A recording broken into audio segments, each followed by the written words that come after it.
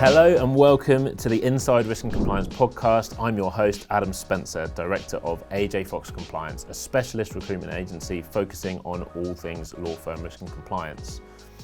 I have seen so many people carve amazing and fulfilling careers in this space, and it really has been a pleasure speaking to people who enjoy doing what they do every day. However, one thing that has really stood out to me is how hard it can be for people to access the bigger picture outside of their team, outside of their firm. We created this podcast to share with you some of the insights, experiences and stories of the most interesting people succeeding inside risk and compliance. Today I am joined by Asal Heydari, Global Head of Business Acceptance and Conflicts Management at Clyde Co. In today's episode, we discuss how to deal with urgency in an environment where everything is urgent, the benefits of training your team to work under a total clearance model, and the age-old question in business acceptance, how to structure your team. We had a great time chatting today, so I hope you enjoy it. So Asal, welcome to the podcast. How are you doing? I'm good, thank you. Thank you for having me. No problem, it's fantastic to have you here. So for the benefit of the listeners, can you give us a little bit of an intro as to who you are, what you do, and how you got into law firm risk and compliance? Sure. So I'm Asal Heydari. I'm currently at Clyde Co. as the Global Head of Business Acceptance and Conflicts Management, a mouthful. And I've been in risk and compliance since 2007. From the beginning? From the beginning, which does divulge my age, but yeah, many, many years now. Okay, awesome. And before this conversation, we've been talking off air about some of the challenges you've had in your new role. Yeah. Or it's not your new role, your current role, I guess you'd say, because you lead a team in quite a challenging environment. So it'd be good to hear a little bit about that. So tell the listeners a little about the team that you lead, what they are, what they do, sure. And the backdrop of the environment in which you're having to look after that team. Absolutely. So I manage the global team, and we've got presence in London, Manchester, Sydney, Kansas City. So a follow the sun service, a truly global team of people. When I joined, when was that? Over 4.5 years ago. There was probably 38 of us, and we're now 60 strong. Okay. So quite a sort of sizable team, if you like. Yeah. But it always feels like we could do with more people. And what has driven that growth then? Is that just the growth of the firm as a whole? Yes, partly the mergers that have been happening for Clyde Co, which has been fantastic. Obviously, we've had to play catch up with workload, but also I think when I came in, I had to sort of take a step back and look at how much we were doing in terms of volume, and looking at the ratio of work versus headcount, and so that's where that sort of growth came from. Yeah. And I guess we've been really lucky because we've got a senior management team that's very supportive. So year on year, I've been able to grow that team. But yeah, at some point they'll say, you need to stop now.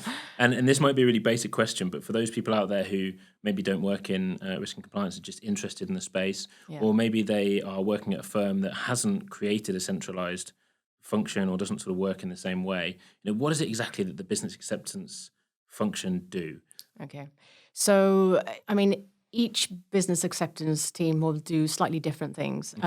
We are a team that cover both conflicts and AML. Some teams have a very separate teams doing that. But essentially, any time that a partner, a lawyer comes in with an instruction, it goes via our team first. And that's to make sure that we can, screen what we're taking on as a firm. So we're checking it for conflicts.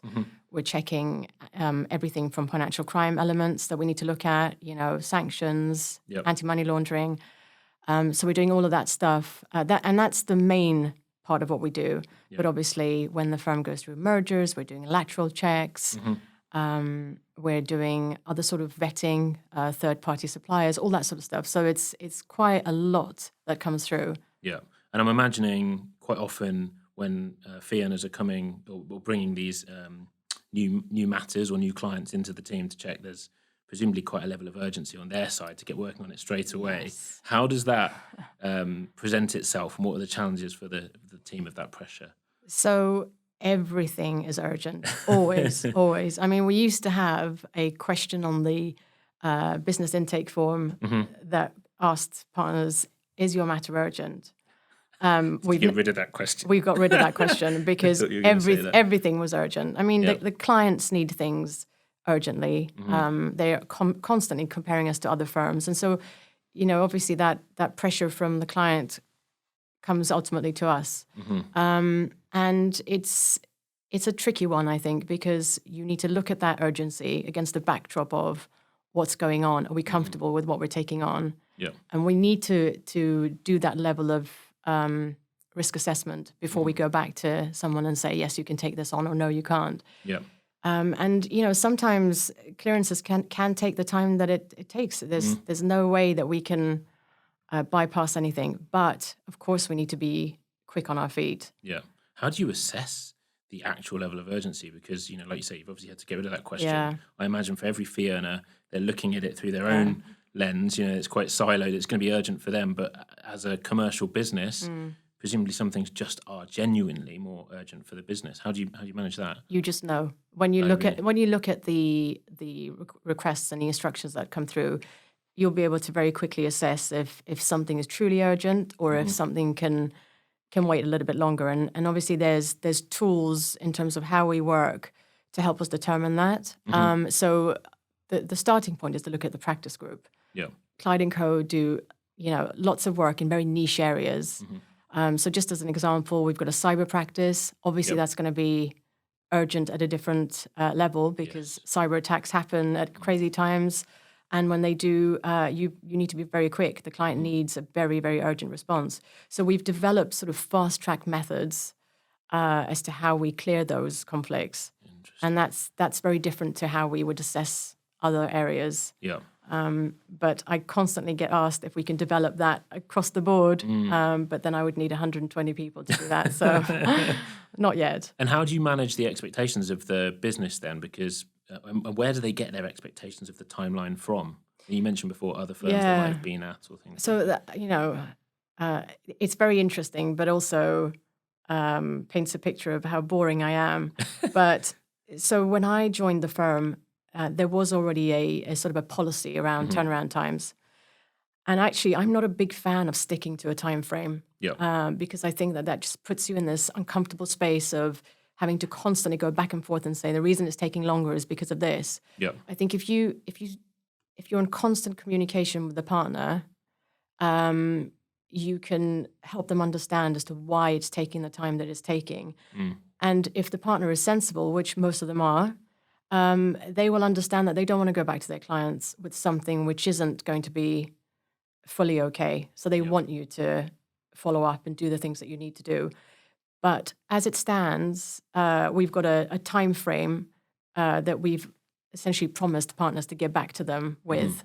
In the new year, I think that we're going to try and be a bit more pragmatic about time frames, be as quick as we can be, but not promise on the sort of 24 hours and 48 hours, and because I just don't think that it works. So I'll give you an example where we say to partners, we will get commercial clearances through you. We'll give you 24 hours to respond. People genuinely will take that time. If you chase them, they'll say, but I've got 24 hours to respond. No one needs 24 hours to respond. Who was it? Someone famously said that any task will take the full amount of time assigned to it to be done. So absolutely. So I think if you remove that and you say best endeavors, get back to us. I think you're more likely to have a partner looking at something going, okay, yes, no, I'm comfortable with this. But also I think, at some point we want to move into that space where we've upskilled people in the team enough for them to actually do what we would call total clearance in some areas. And perhaps then they could help the partners a little bit with facilitating those discussions as opposed to using a sort of a checklist and going through everything and contacting so many people. So I think it's an interesting area, and I'm always listening to see what other firms are doing in this space.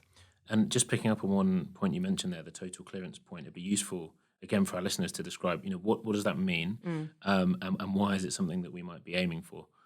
So total clearance is essentially trying to, and this is my version of this, is understanding what the firm is trying to achieve in terms of strategy, clients, understanding the relationships we have with certain clients, who the main contact persons are. So typically you'll have a client relationship partner, for example. So you'd be engaging with a very small group of people rather than go to everyone that has a matter that's active on the system.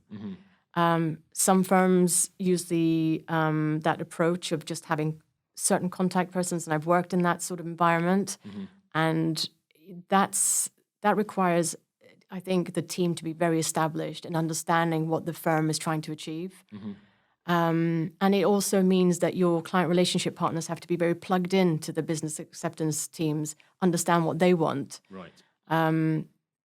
And so I think it's trying to strike that balance and having a team that's upskilled, who understand what to look out for in terms of legal conflicts, understanding commercial conflicts. So it's having that well-rounded person that can look at something and think, okay, I've got this, but this is missing. These are the people I need to go to, as opposed to just going into that autopilot mode and thinking, I'm just going to send 50 emails and get other people to tell me whether they're happy with something or not. Yep. Obviously, you can't make decisions on behalf of partners when it's their client relationships, but it's just getting that right, that balance. Yeah. Okay. And presumably, people within these functions would be excited about the opportunity to have that level of involvement, right? Is that something I think so, and that's what we're hearing. Yeah. But there is always a nervousness, I think, around, are the teams capable of rising to the challenge? Can we trust them to do it? And that trust element is really, really key, and that's what you have to work towards. Yeah. And what is the approach to that? So when you're saying the trust, you're talking about from the partnership or from the fee earners, right? From senior management, from the partnership, absolutely. And are there tactics or tips you could give people in a similar position who are trying to secure that buy-in from the partnership? So I think one of the things that we're working on right now is sitting down with all the global practice heads, trying to understand who are their main clients in their practice groups, what are their sort of priorities. Yep. Going to those meetings or calls just to plug into what they're trying to achieve. If they know that you understand and they know that you're trying to help them, and helping them means giving an accurate response, coming back to them quickly, having the right conversations, not contacting people unnecessarily. I think that's the first step to getting that sort of trust between the team and the practice groups. So it's very slow moving to get to that point. But they also need to know that you've got, people like a Culp, if you've got that in the firm, or if you've got a conflicts lawyer who's an expert, or an AML lawyer who's an expert, that you can go to people internally and ask for their advice, so that by the time you go back to the partner, you can say, this is what we've done for you. This is why we're happy and comfortable. What are your thoughts? So you've done all your work, and you're going to them with an assessment as to why you're happy with clearing their matter. So it evolves over time, but it takes a while to get there. I just wanted to take a moment out to thank our amazing sponsor, the International Compliance Association. The ICA are the leading professional body for the global regulatory and financial crime community, offering professional qualifications, world-class events and training. Go check them out online, and if any of the certificates or courses take your fancy, then you can get 10% discount using our code AJFOX10 at checkout. I always get the impression from speaking to people that it's a never-ending journey, right? You'll constantly be doing that. We were talking earlier off air as well a little bit about the fact that it's been quite a big journey, especially the impact you've had, I guess, building the function at Clyde Co. But there's been highs and lows. It'd be great to hear a little bit about both sides of that, really. Yeah, sure. So prior to joining Clyde Co, I was at a Magic Circle firm for 12 or so years, and I started out in 2007, where things were still a little bit shaky in terms of what the team were trying to achieve. And it took a while to get that trust. I mean, I was there for 12 years, and then I could see how we'd moved to that total clearance element where trust had been built. Yeah. And so leaving that was really hard, because I had come from a very established firm, and then I sort of moved into a space that was a little bit new to me, new team, new everything. And I'd come in from the outside, and then it's hard to establish yourself within the team, build that trust within the team and outside the team. But it was interesting because it was a very different environment for me. And so initially I sort of came into that thinking, gosh, is this going to be tricky for me? How am I going to work with this? In what way was it sort of different? Because it was just the processes, the policies, they were very different to what I was used to. But the main piece was perception of the team was very different. Interesting. Yeah. The team was seen more as a little bit of a block, which I think is quite common. I think it's still business prevention unit. Yes, business prevention unit, absolutely. The police, all that sort of stuff. Yeah. And so it was not the easiest thing to go from that to where we are today. And I'm not saying that we are where we need to be, because we are definitely not. But what we've achieved in the 4.5 years is pretty crazy. Yeah. And so this is a very long-winded way of saying like that's my biggest achievement, I think, is to go into something very nervous, at times not thinking or knowing what I was doing, a lot of imposter syndrome. I think I spent my first 6 months, and I can say this now, thinking, am I going to pass probation? Who doesn't? Yeah, and I know that you wouldn't have liked that because you put me in this role. But yeah, I think seeing that change, getting the team to buy into me, which wasn't easy at first, was a game changer. And I remember very clearly, because I was sitting in an open plan environment back then. This is pre-COVID, and at 5:30 or 5:29, everyone in the team would stand up, put their coats on, and go. Right. And I'd look around, going, "Why is everyone gone? There's so much work to do." But today, you don't see that anymore, and I think that's a sign of a happier team. Oh, really? Yeah. And I spent months thinking, how do I get people to stay beyond 5:30? Yeah. So as in, you're saying people feel more invested in their work? Definitely. Is there anything that you would sort of suggest is the reason behind that? Or if someone else is trying to achieve the same in their team, I think everybody we know who's running a business acceptance function I think the key thing is that the people need to understand the value that they're adding.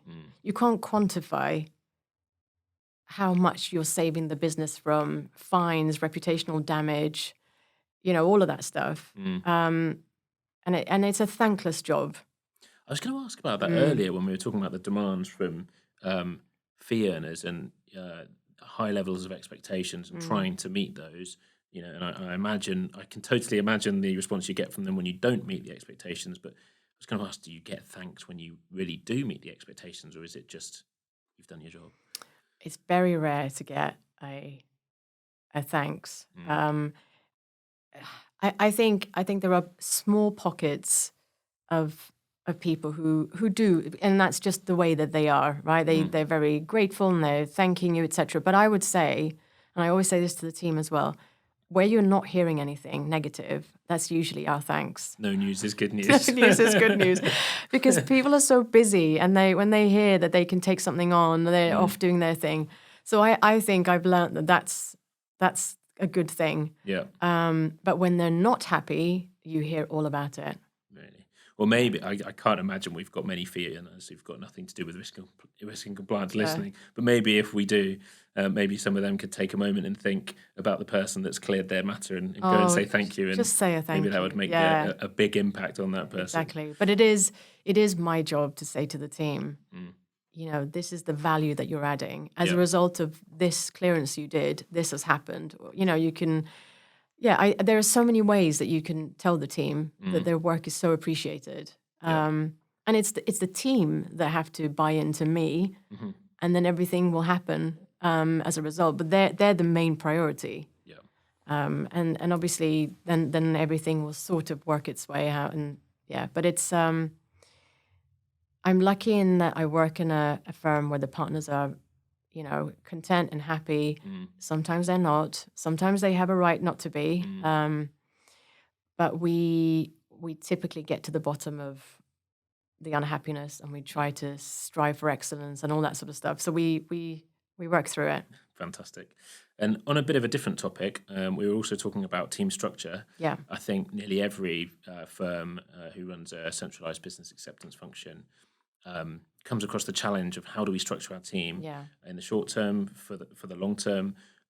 What has your experience been of that challenge? How have you approached it? What do you think works? What hasn't worked?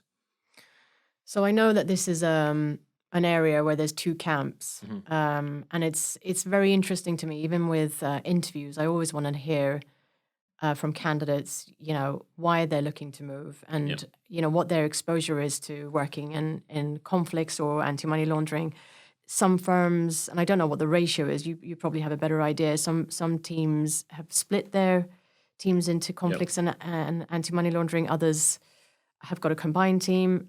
I have worked in a team before Clyde Co, which started off as two separate teams, then got merged, and then at Clyde Co, it's a combined team. My preference is to keep it that way. I think that you provide a much better service to the business when you are dealing with the whole thing from start to finish. I think in terms of the risk assessments and the regulatory landscape we're in, I think it's trickier to separate the two, but I can be challenged on this. I'm open to hearing what other firms are doing in the space and why they've gone for what they've gone for. But I think also from a recruitment and retention perspective, people like to have that all-rounded experience as opposed to being pigeonholed. That's what our experience definitely is, that there are a significant number of people who want to be undertaking a broader role. But there's equally, there are people who are very, very keen to specialise. Out of interest, you said it was at your previous firm, it was originally separate and then combined. What caused that change? Was that, I know there was, I think there was a consultancy going around giving advice to law firms on this at one point. Was that on the back of a consultation, or was that? I can't remember. This is so many years ago now, but I think from memory, when we had the meeting where it was sort of announced that this is what we were doing, it was off the back of partners saying, we're getting conflicting information. We're dealing with too many different people in one team. We'd like to have one person helping us out. So I think that was sort of the starting point. Yeah. Have you found any challenges of having it combined? Well, yes and no. I mean, I guess you could say that if you separated it, you'd have much more focus around subject matter experts because they're seeing the same thing day in, day out. So that could be something positive if you had separate teams. But I don't know whether workload would look different if you had two different teams, as in would things move faster? Potentially. I mean, I don't know. Certainly from that initial experience, things may have worked a bit faster in one area than the other. But ultimately, I think it helps the business to know that they've got, an all clear, if you like, rather than this bit is okay, but this bit isn't. Yeah. Do you think it would ever be plausible to maintain both? I mean, it seemed like a crazy idea, but to have, let's say AML specialists, conflict specialists, and some individuals who do a bit of everything, or do you think that would be an unmanageable setup? Wow, that's an question. interesting. That's a third version of something I hadn't thought about. It's almost like, why can't we have our cake and eat it? Yeah. And cater to everybody and their different interests. But I appreciate practically might just not be plausible. Do you know what? I think there are people even in the team now that prefers AML over conflicts because it's meatier, it's more interesting. Yeah. So maybe. Is that the trend you've seen then in terms of interest generally? Because that would mirror what we've definitely seen. It feels as if there is a waning interest, especially at senior level, in focusing in conflicts. And if you've seen that as well, have you got any ideas why that might be? So certainly from a Clyde Co perspective, I think that the risk appetite of the firm is such that the AML piece is really interesting. So it's a pull factor, right? It is. I think it might look different in different firms. So as an example, the firm I used to work at, conflicts was much more interesting to me than the AML was. Yeah. Because you worked on big corporate deals. Yeah. And a lot of it ended up in the news. And so that was interesting to be part of that. So I think it's to do a little bit with that too. Yeah. But look, I think I've also seen areas where you've got someone in who works in a split team, if you like, but says after a while, I want to move into conflicts. And the response is no to that, because if you open that can of worms, you'll have people wanting to move across too much, and so then you lose people. So I think you need to find that happy medium. Yeah.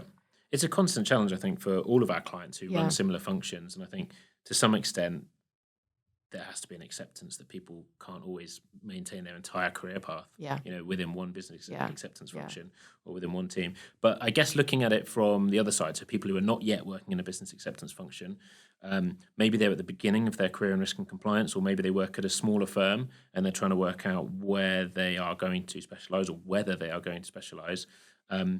Why might you suggest to someone that working in a global business acceptance team would be a good career move? And obviously we appreciate Clyde Co is growing, so feel free to give a bit of a plug to why should they come and work at Clyde Co? Well, they should come and work at Clyde Co because it's a fantastic team. And genuinely, I'm not just saying that because I am there and I'm biased. It's an amazing team. It's a busy team, but everybody supports each other. There's so much varied work that comes through. No 2 days are the same. And especially because we keep growing and we've got all these amazing practice groups and niche areas that maybe other firms don't have. So I think coming into Clyde Co, you get not necessarily the mainstream stuff, but a little bit different types of work that come through. Obviously, insurance litigation is a big part of what we do, but there's also all these other little pockets, and especially with all the mergers and the regions that we're sort of expanding into, there's lots of fun things that come through. So definitely come and join us. Awesome. Well, Asal, thank you so much for your time. That has been so interesting. Really appreciate having you on the podcast. Thank you for having me. Thanks. We really hope you enjoyed listening to today's podcast as much as we enjoyed recording it. If you did, please do us a huge, huge favour and share it with a friend or a colleague. The more people we can get listening, the more time and energy we can get into recording more episodes and getting the best guests and the most interesting stories and insights. I want to say a huge thank you to the ICA for their support, to Ty and Karem here in the studio, and a massive thanks to Kat for making sure everything runs so smoothly behind the scenes. Don't forget to subscribe to the podcast, follow us on LinkedIn to make sure you never miss an episode. Thanks for listening.